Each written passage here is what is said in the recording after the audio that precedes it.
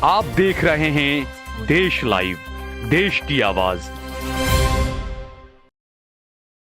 अस्सलाम वालेकुम, आदाब, नमस्कार, सत श्री अकाल। देश लाइव में आपका स्वागत है। मैं हूं सहाल कुरैशी। दोस्तों, राजस्थान, छत्तीसगढ़, तेलंगाना और मध्य प्रदेश, ये 4 राज्यों के चुनाव के नतीजे आ रहे हैं। रुझानों में हर जगह पर तेलंगाना के अलावा यह साबित हो चुका है कि मोदी का जो हिंदुत्व है वो कांग्रेस की मोहब्बत की दुकान के सामने सर चढ़कर बोल रहा है, आगे बढ़ रहा है। जो नतीजे पूरी तरीके से तो नहीं आए, लेकिन जो रुझान आए हैं उनमें यह साफ है कि राजस्थान, मध्य प्रदेश और छत्तीसगढ़ में बीजेपी ने अपना परचम एक बार फिर से लहरा दिया है। मध्य प्रदेश की बात करें तो मध्य प्रदेश में बीजेपी 165 सीटों पर आगे चल रही है, कांग्रेस पार्टी 64 सीटों पर आगे चल रही है। राजस्थान में 116 सीटों पर बीजेपी आगे चल रही है, कांग्रेस पार्टी 68 सीटों पर आगे चल रही है। छत्तीसगढ़ में 56 सीटों पर बीजेपी आगे चल रही है, 33 सीटों पर कांग्रेस पार्टी आगे चल रही है। तेलंगाना में कांग्रेस जो है वो 63 सीटों पर आगे चल रही है। बीआरएस, जो लगातार 2 टर्म्स वहां पर सरकार रही बीआरएस की, वो 39 सीटों पर आगे चल रही है। एआईएमआईएम 2 सीटें जीत चुकी है, 3 सीटों पर आगे चल रही है। बीजेपी तेलंगाना में 10 सीटों पर आगे चल रही है। राजा सिंह जो हैं उनके उम्मीदवार गोशा महल से, गोशा महल की सीट जो है वो बीजेपी जीत चुकी है। रुझानों के अंदर जो बीजेपी ने बढ़त बना ली है, यकीनन नतीजे भी तकरीबन यही रहने वाले हैं, ज्यादा कुछ चेंज नहीं आएगा इसके अंदर। कांग्रेस प्रत्याशी एक सीट है हवा महल राजस्थान की, वहां पर कांग्रेस प्रत्याशी लगातार 11,000 वोटों से आगे चल रहा था, लेकिन अचानक आखिरी राउंड में कांग्रेस का वो उम्मीदवार, वो प्रत्याशी हार गया। कैसे हारा वो हमें नहीं पता। आम आदमी पार्टी ने तकरीबन 250 प्रत्याशी मैदान में उतारे थे इन चुनावों के अंदर, और तकरीबन सभी की जमानत जब्त हो गई है आम आदमी पार्टी की। कांग्रेस मुक्त भारत का सपना नरेंद्र मोदी देख रहे हैं, पूरी बीजेपी देख रही है, आरएसएस देख रही है। लेकिन भले ही ये जो नतीजे आए, बीजेपी ने भले ही सरकारें बना ली हो, समझ लें आप, लेकिन ये नतीजे बीजेपी के लिए ज्यादा इत्मीनान देने वाले नहीं है, क्योंकि मोदी जी और बीजेपी और आरएसएस जो कांग्रेस मुक्त भारत की बात कर रहे थे वो कांग्रेस मुक्त नहीं कर पाए हैं। तेलंगाना में जबरदस्त मेजोरिटी के साथ में कांग्रेस पार्टी सरकार बनाने जा रही है, और जो चुनाव हुए उसका कुल आकलन देखें आप, राजस्थान की 200 सीटें आप देखें, मध्य प्रदेश की 230 सीटें देखें, छत्तीसगढ़ की 90 सीटें देखें, तमाम जो चीजें आप देखें तो कुल मिलाकर तकरीबन 330 सीटें बीजेपी जीत रही है। वहीं कांग्रेस पार्टी तकरीबन 250 सीटें जीत रही है। तो 250 और 330 आप देखें तो यह नहीं कह सकते आप कि आपका जो कांग्रेस मुक्त भारत का ख्वाब है वो आप अब भी कामयाब नहीं हो पा रहा है। एक जुमला साबित हो रहा है आपका कांग्रेस मुक्त भारत का। लेकिन यह भी हकीकत है, जीत जीत होती है, जो जीत गया वो सिकंदर, चाहे आप 1 वोट से ही क्यों ना जीते हो, जो जीत गया वो जीत गया। बीजेपी का एजेंट ओवैसी को बार बार कहा गया, और ओवैसी लगातार कोशिश करते रहे कि मुसलमान जो है वो उनके साथ आ जाए।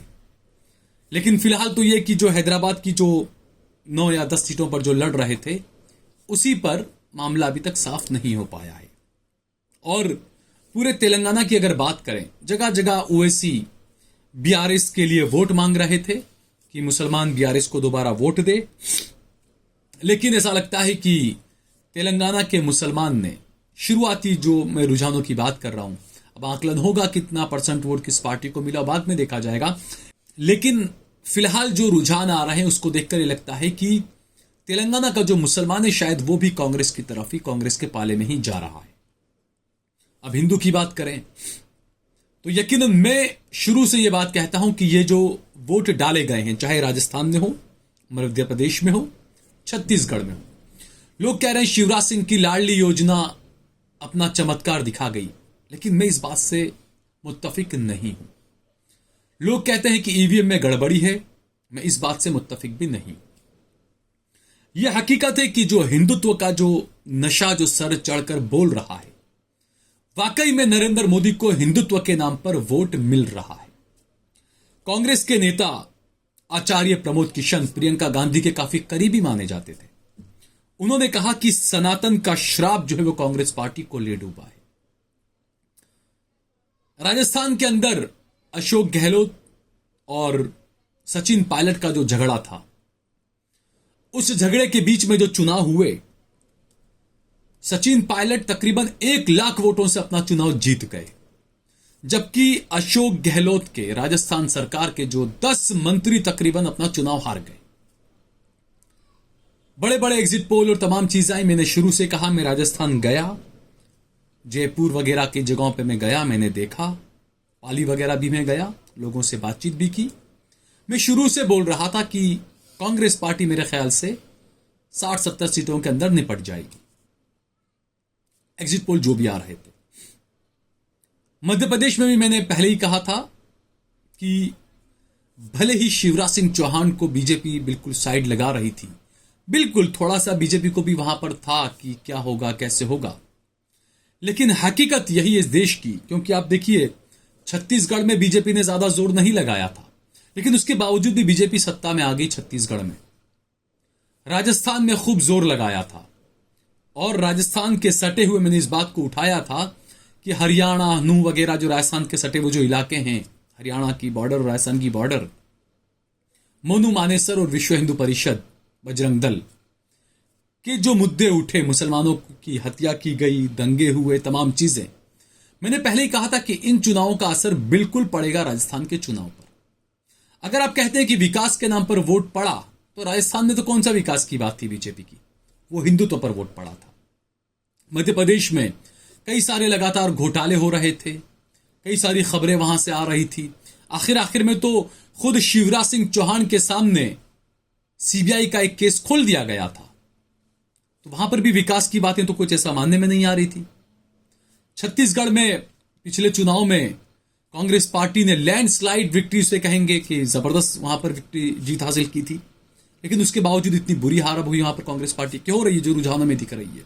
आखिर वक्त में कुछ 2-4 सीटों का हो जाए तो बात अलग है, लेकिन ये तमाम चीजें इसी तरफ इशारा करती है कि जो मोदी का जो हिंदुत्व है, जो प्रधानमंत्री ने खुद ने खड़े होकर यह कहा कि सनातन पर अगर कुछ बात आती है तो मुंहतोड़ जवाब दिया जाएगा, यह बयान कांग्रेस पार्टी, बड़े बड़े चुनावी पंडित भांप नहीं पाए। इस देश की बदकिस्मती यह है कि धर्म के नाम पर यह देश का युवा आंदोलित हो जाता है। आप उसको रोजगार मत दो, आप उसको भूखा मार दो, लेकिन धर्म के नाम पर आप उसको गुट्टी पिलाओ, जहर दो, वो खा लेगा। ये इन चुनाव के नतीजों से साफ पता चल रहा है। आत्ममंथन की जरूरत है कांग्रेस पार्टी को। छत्तीसगढ़ में ओवर कॉन्फिडेंस जो है वो कांग्रेस पार्टी को ले डूबा। मध्य प्रदेश में एरोगेंस जो था शिवराज सिंह के सामने कमलनाथ का, वो मेरे ख्याल से कांग्रेस पार्टी को ले डूबा। और राजस्थान में हिंदुत्व और उसके अलावा जो आपसी कलह थी, जिसको बार बार आपसी कलह खत्म करने का कांग्रेस ने दावा किया, लेकिन उसके बावजूद भी नतीजे कुछ और आए।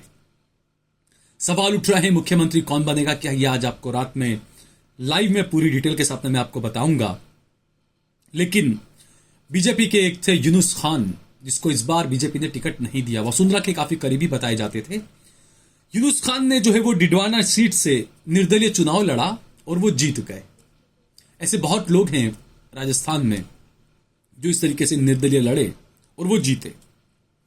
अब सवाल ये उठ रहा है कि जिस तरीके से जो चुनाव के नतीजे आएंगे, जो रुझान आ रहे हैं, बीजेपी बढ़त बना रही है, 2024 में क्या होगा, 2024 में क्या इंडिया गठबंधन बनेगा। दूसरा, दक्षिण भारत से कांग्रेस का दोबारा खड़ा होना, पहले कर्नाटका और अब तेलंगाना में जीत हासिल करना, यह आखिरकार किस तरफ इशारा करता है, ये कई सवाल हैं। नतीजे पूरे आए नहीं हैं, लेकिन मध्य प्रदेश में आरिफ मसूद खान जो हैं 14,000 वोटों से जीत चुके हैं। गहलोत के 10 मंत्री हार चुके हैं। सचिन पायलट 1 लाख मतों से जीत चुके हैं। आम आदमी पार्टी ने 250 प्रत्याशी उतारे थे, तकरीबन सभी की जमानत जब्त हो चुकी है। फिलहाल इतना ही। आज हम लाइव में और विश्लेषण करेंगे नतीजे कैसे रहे और क्या कुछ कमियां, क्या कुछ खामियां, क्या कुछ खूबियां किसकी किसकी रही। इस बारे में हम बात करेंगे आज लाइव में। जरूर देखिएगा आज का हमारा लाइव। यह खबर अगर आपको पसंद आई हो तो इस पर कमेंट करें, इसे ज्यादा से ज्यादा शेयर करें, लाइक करें। अगर आपने हमारा चैनल देश लाइव सब्सक्राइब न किया हो तो हमारे चैनल को जरूर सब्सक्राइब करें।